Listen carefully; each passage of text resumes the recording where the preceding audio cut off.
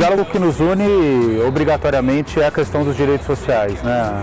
Especialmente o direito à educação, o direito à cultura. A UNE tem uma contribuição histórica em relação a esses dois direitos, sempre foi uma grande defensora do direito à educação em interlocução com o direito à cultura. E nesse cenário agora de assunção do presidente interino Michel Temer ao Palácio do Planalto, nós temos uma preocupação muito grande sobre o futuro desses dois direitos.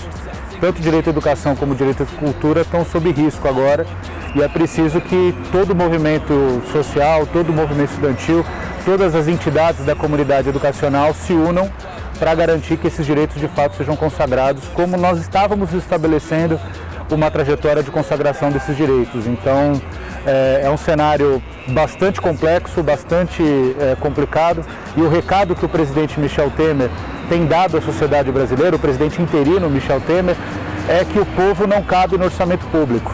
O que significa isso? Que a Constituição Federal, segundo a visão dele e de seus vocalizadores, a Constituição Federal ela não cabe no orçamento público brasileiro. É claro que isso é um absurdo, é claro que essa é uma posição elitista e a gente precisa de forma unida lutar contra essa perspectiva.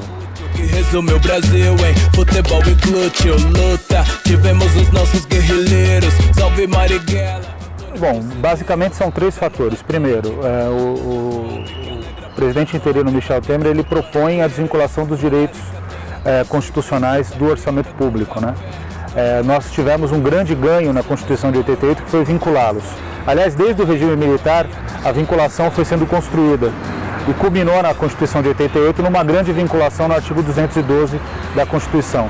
Então, 25% das receitas dos estados, 25% das receitas dos municípios e 18% dos impostos da União são direcionados à política de educação. Isso não é à toa, porque a política de educação ela tem, só de educação básica, por dia, 40 milhões de estudantes nas redes públicas de ensino, 2 milhões de professores, 5 milhões de profissionais de educação e milhões de pais que têm acesso ao direito à educação de seus filhos.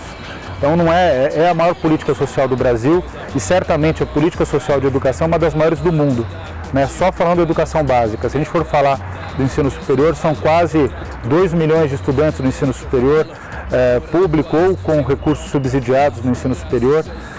Tem a política do FIES, que são outros milhões de estudantes, então é uma política muito grande e que precisa ter um orçamento adequado. O orçamento das vinculações constitucionais, é importante que se diga, já era insuficiente, era baixo. A gente precisava aumentar esse valor. O Plano Nacional de Educação aponta um cenário de 10% do PIB. Então o que está acontecendo? Ao invés de aumentar os recursos para a área, o vice-presidente Michel Temer está propondo uma desvinculação, uma diminuição dos recursos da área. Isso certamente vai colocar o direito à educação sob risco. Esse é o primeiro fator.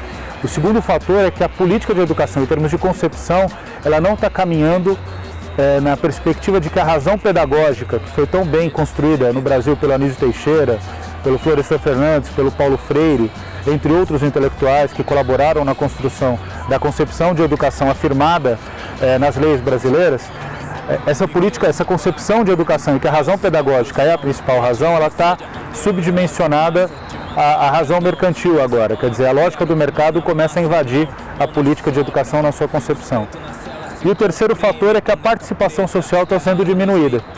Então a gente deve ver nos próximos dias a desconstrução das conferências nacionais de educação. É claro que vai ser uma tentativa, porque a gente vai reagir à desconstrução da política de gestão democrática. Agora, na Constituição de 88 a gente afirmou como um princípio da educação a gestão democrática. A ocupação que os estudantes secundaristas estão fazendo em todo o Brasil, ela demonstra que os estudantes querem participar. E o governo Temer está indo no caminho inverso. O ministro da Justiça, Alexandre de Moraes, ministro interino também, né, porque o governo todo é interino, o ministro interino, Alexandre de Moraes, tem dito que o direito à manifestação não pode ser um direito absoluto. Certamente ele não conhece o primeiro artigo da Constituição Federal, que diz que o poder emana do povo. Então o povo ele tem o direito e tem o dever de participar das discussões sociais e políticas do país. Então é um governo totalmente contraditório, um governo que não tem nenhuma leitura mínima da Constituição Federal, que demonstra a gravidade desse momento que a gente vive. Branco, indígena, mixa, Europa, África, acarajé, pizza, música. É possível ver alguns fatores que são muito claros. Primeiro, uma pressão muito grande para trazer a lógica do mercado para a educação. Então, bonificação de professores, pensando que a construção do processo de ensino-aprendizagem é equivalente à produção de uma empresa, a produção de uma indústria ou obtenção de lucro nos bancos. Quer dizer, isso é uma concepção completamente equivocada. Na educação você tem que trabalhar para todos, você tem que defender o direito à educação de todos, tem que partir do pressuposto, já confirmado nas pesquisas da psicologia da educação, da neurociência, que todo mundo tem capacidade de aprender, só que as pessoas têm temporalidades distintas. Então é preciso que o professor tenha condições de trabalhar de maneira aprofundada com cada aluno, garantindo o seu aprendizado. Isso é a razão pedagógica. A razão mercantil vai dizer o quê? Que é preciso dar a melhor educação possível para aqueles que se consideram mais aptos. E certamente essa não é uma perspectiva que garante educação para todos, né? Então a concepção da educação vai sofrer um ataque muito forte. O segundo ponto que vai acontecer vai aumentar a ideia de que é possível desenvolver parcerias público-privadas. Desde parcerias público-privadas que ofertem serviços educacionais ou para a educação, a oferta de merenda por empresas privadas, a oferta de serviços para substituir profissionais de educação que estão estabelecidos nas escolas e nas redes públicas, por empresas contratadas que no começo parece que gera economia e depois se vê que essa economia ela é muito pequena, quer dizer, os serviços passam a ser mais caros do que manter profissionais da própria rede.